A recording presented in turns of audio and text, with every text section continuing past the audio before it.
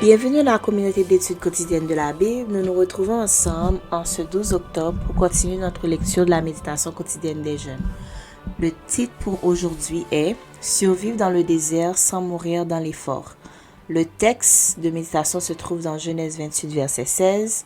Jacob s'éveilla de son sommeil et dit « Certainement, l'Éternel est présent dans cet endroit, et moi, je ne le savais pas. » Après que la voiture dans laquelle il voyageait soit tombée en panne, 2 hommes et un garçon se sont retrouvés bloqués dans un désert californien, sans eau et sous un soleil d'août brûlant qui atteignait près de 50 degrés Celsius.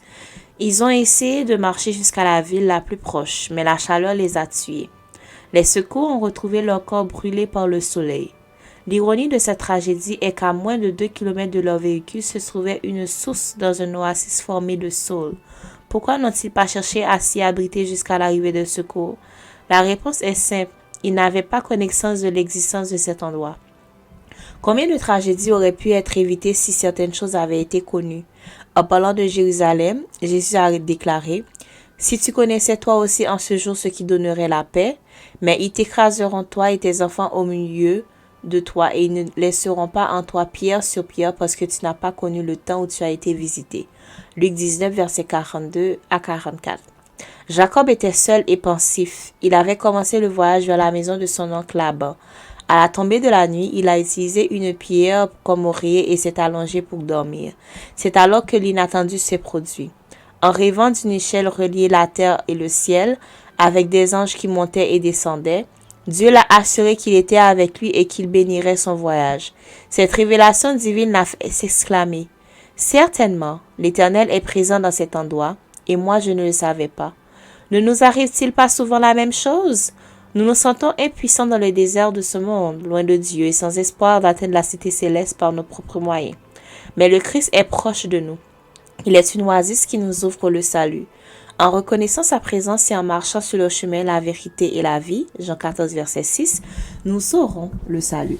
Comme l'a dit Jésus, « Or, la vie éternelle, c'est qu'ils te connaissent toi, le seul vrai Dieu, et celui que tu as envoyé Jésus-Christ. » Jean 17, verset 3. Que peux-tu faire aujourd'hui pour reconnaître dans la vie la présence et l'attention de Dieu?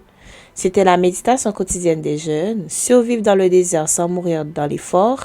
Jacob s'éveilla de son sommeil et dit « Certainement, l'Éternel est présent dans cet endroit, et moi, je ne le savais pas. » Genèse 28, verset 16. Merci d'avoir été avec nous à la communauté d'études quotidiennes de la Bible. Nous vous donnons rendez-vous demain pour une autre méditation quotidienne des jeunes.